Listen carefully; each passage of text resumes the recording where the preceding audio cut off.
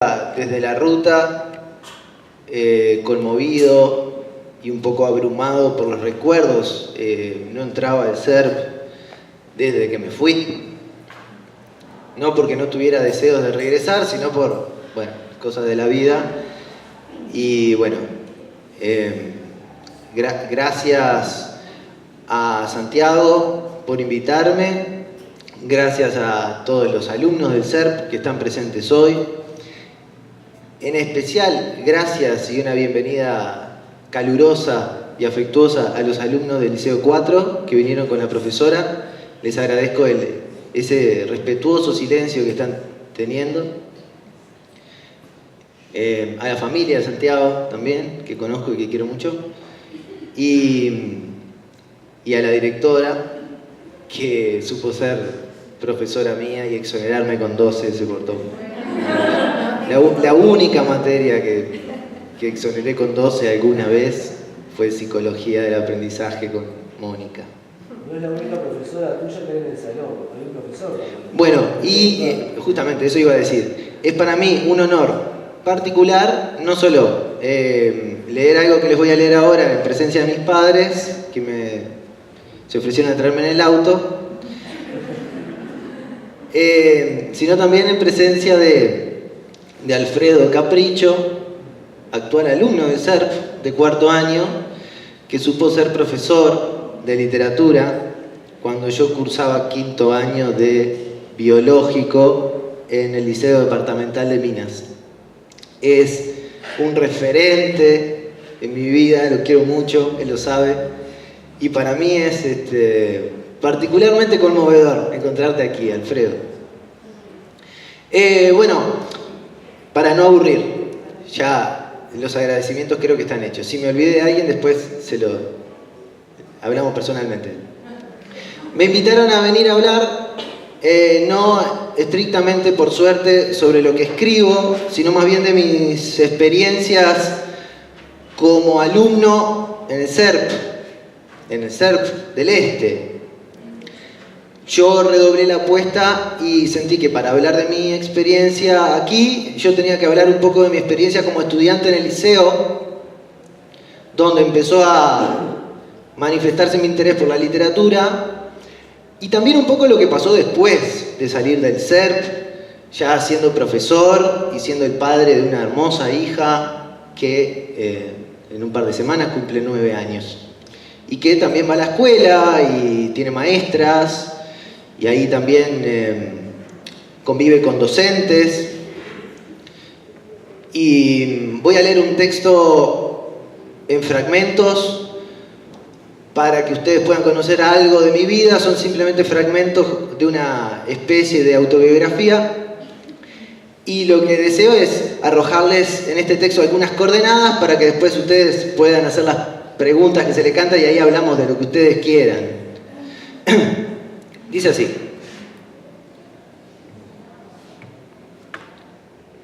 A los 14 años, cuando recibí mi primera clase de literatura en el Liceo Departamental de Minas, tuve mi primera impresión estética.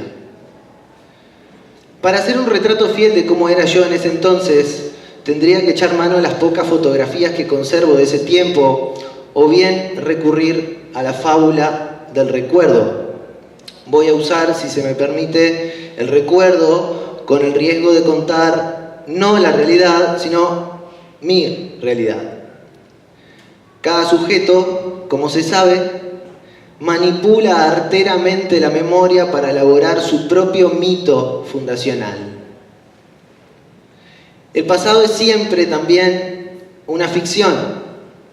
Deseo que escuchen todo lo que sigue con la dosis necesaria de creencia y de recelo, de entrega y suspicacia. Todo esto funcionará bien en tanto suspendan su descreencia y a la vez no me crean del todo. En el recuerdo, entonces, mi profesora espera prudentemente un minuto antes de hablar y se planta frente a la clase con una pose segura de cowboy junto a la barra. Luego, sin sorpresas, se adhiere al protocolo. Dice su nombre, su edad, sus años de trabajo, cargo efectivo, nombre de la asignatura. Dicta los horarios, anota una lista de materiales. La tiza, era la época de la tiza, revela una caligrafía ornamentada y de perfecta inclinación a 45 grados. Una nube inquieta de polvo se desprende del pizarrón y atraviesa un chorro de luz proveniente de la ventana que imita la perfecta inclinación de la caligrafía. ¿Alguien sabe qué es la literatura? Pregunta. Nadie alza la mano. Solo algunos carraspeos, movimientos incómodos, cabezas que se inclinan. La profesora pues toma un libro, lo abre exactamente por la mitad, como al azar, y lee un poema que empieza así. Bruscamente la tarde se ha aclarado, porque ya cae la lluvia minuciosa. Cae o cayó, la lluvia es una cosa que sin duda sucede en el pasado. El poema continúa, pero esos 4 versos, los primeros de un soneto de Borges titulado La lluvia, ya han puesto en marcha el sortilegio. Imagínenlo así. Digamos que en la escena yo quedo en primer plano y en voz en off los versos siguientes corren desdibujados, perdiéndose en un túnel de ecos en dispersión. Entonces la cámara se acerca hasta encuadrar solo uno de mis ojos. Un brillo emerge, una temblorosa pátina se agita, el ojo permanece abierto, la pupila se dilata como queriendo tragarse todo el momento de una sola mirada. Los párpados se ponen finalmente en movimiento y ensayan 4 o 5 cortes frenéticos. Estoy a punto de llorar. 4 versos que no entiendo me han puesto al borde del llanto. No sé qué significan. No sé quién es ese tal Jorge Luis Borges que la profesora menciona más tarde. Tampoco me molesto en buscarlo. Solo puedo pensar en ese instante y por el resto de la tarde en una sola cosa. Quiero hacer eso. Quiero hacer eso. Quiero escribir así. Año 2001.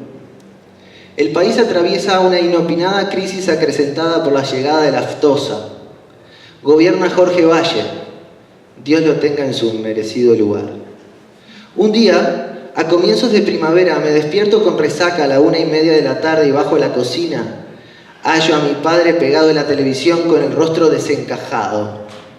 En el canal 12, el único que la tele Panavox de 8 canales puede sintonizar, repiten una y otra vez, en loop, la escena del segundo avión estrellándose contra la torre incólume, robusta, simbólica del World Trade Center. Llamas, sirenas, gritos. Un hombre se arroja al vacío para que el escritor norteamericano Don DeLillo escriba 15 años más tarde una novela sobre ese último salto. La cámara lo sigue en un paneo veloz hasta que desaparece. Las torres se derrumban, el curso de la historia se bifurca para siempre. Meses más tarde, vuelvo a casa contento y aliviado por haber salvado mi último examen de bachillerato. Estoy pensando desde ya en Montevideo. Quiero ser médico desde los 5. Hice, de hecho, el bachillerato de medicina. Acabo de salvar el examen de química y no fue nada fácil. Mientras estudiaba, mi madre se sometía a una extracción quirúrgica de un fibroma de útero que, según los especialistas, resultó ser de los más grandes registrados en la historia del país. La conquista de ese último examen tiene un mérito añadido. Estudié durante días con la idea fija de que mi madre no iba a volver a casa. Mis padres, trabajadores independientes, sin salario fijo, me felicitan, pero detecto algo oscuro en sus voces. Me convocan al living ceremoniosamente y me explican que la cosa, esa es la palabra que usan para referirse a la situación, la cosa, no está para que yo me vaya a vivir a Montevideo. La crisis se estrella contra la primera torre. Mis padres se estrellan contra la segunda. Mi mundo se derrumba. Caigo al vacío. Nadie atestigua el salto. Nadie lo escribe. Otra vez, el curso de la historia, mi historia, se bifurca para siempre. Corre el año 2004. El CERN del Este, luego de algunos trámites de rigor, me ha concedido una beca completa. Antes tuve que asistir en mi ciudad a una serie de encuentros con una profesora de idioma español, muy bien reputada, con objeto de preparar la prueba de ingreso, que evaluará, se comenta, cuestiones de sintaxis, ortografía y comprensión lectora. Voy a agrandar un poquito la letra porque me está matando. Un momento, por favor. Ya van a ver qué pasa. En medio del curso, repasando algunos apuntes en mi casa, descubro que la profesora, muy bien reputada, ha cometido un error. Ha dicho, sin lugar a dudas, que las palabras llanas o graves llevan tilde cuando terminan en n, s o vocal. No sé por qué en ese momento escribo la palabra profesora en mi cuaderno y me dispongo a aplicar la regla. Es grave, está claro, porque se acentúa en la penúltima sílaba. Profesora termina en vocal, debe entonces llevar tilde. Coloco el tilde y la palabra se transforma. No solo luce fea, sino que un halo ominoso comienza a brotar de su grafía. Un nuevo tufillo a extranjería la vuelve insoportable y díscola, como si disfrazaran a un gaucho de Marcel Proust. Se ve que la muy bien reputada especialista en idioma español, por alguna razón contraria a las reglas del lenguaje, pienso, considera que colocando un tilde en la segunda O, su profesión se verá, acaso, embestida de algún raro prestigio. Comienzo a desconfiar. ¿Puede un profesor de lengua equivocarse al distinguir la metonimia de la sinécdoque? Yo creo que sí. ¿Es pasible de perdón que un profesor de historia omita una de las causas de la Primera Guerra Mundial? ¿Por qué no? ¿Puede un profesor de literatura enfrentar una clase sin haber leído la obra completa de Juan José Sáenz? Claro. ¿Puede aceptarse que una profesora de lengua desplace las reglas de acentuación, las elementales reglas de acentuación de las palabras agudas a las graves? En mi opinión, ni en el peor de sus días. Pero volvamos. El CERN del Este, decía, me ha concedido una beca completa y me hallo ahora, en esta hora de la historia, en un enorme cuarto con 6 cuchetas triples. Soy hijo único y hasta hace unos días estaba tranquilo en mi cuarto, pequeño pero acorde a mis gustos, escuchando sin sobresaltos o intrusiones un disco de Fito Páez.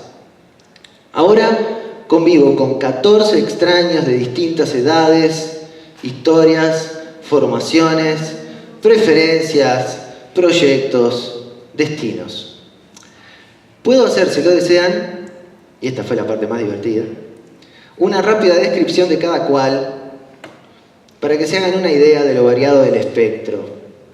Como duermo en el centro del dormitorio, además, gozo de una perspectiva perfecta como observador. Miro desde mi rincón sin ser mirado, casi como un panóptico enano. He permutado los nombres porque la realidad, según Milgram, es un pañuelo y Uruguay es un país pequeño y no está en mi deseo que esta modesta charla me cause más problemas de los que ya tengo. A mi izquierda, Alejandro, testigo de Jehová. Intentará evangelizarme infructuosamente meses después regalándome una Biblia que aún conservo con cariño. Toca la guitarra a todas horas. Toca bien, pero cuando canta, desafina. Arriba Juan, alto y enjuto, pelo corto y peinado con gel, en plena crisis adolescente un tanto diferida. Ha pegado en su ropero extrañamente una foto de Neo, el protagonista de Matrix. Tiene una novia esperándolo, risueña, entre los palmares de Rocha. Juan se revelará pronto como un adúltero impasible. En la cucheta de la derecha, arriba, Cristian, 30 años, policía, intelectualmente esforzado pero nulo. Ha decidido comprar muchos libros para compensar su debilidad, exponiéndolos en una repisa, entre los que les recuerdo La República de Platón. Nunca lo vi leyendo. Debajo Freddy, dicharachero e imbécil. Su novia es mi compañero de clase. Me harté de verla llorar en los pasillos. Me harté de ver a Freddy haciéndola llorar. Me harté de hablarle porque me daba pena. Terminaron la carrera juntos, tuvieron muchos hijos y, según me cuentan, viven felices y comen perdices. Al lado de Edward, simpático y de ojos claros, fiestero consumado, estudia lo necesario, será él quien me enseñe. Luego, algunos sitios de Maldonado. Arriba, Andrés, olimareño, perfil bajo, como casi todos los que estudian matemática. Actualmente, por esas vueltas de la vida, vive en mi ciudad y trabajamos juntos. Ven que no me equivocaba con aquello de que el mundo es un pañuelo.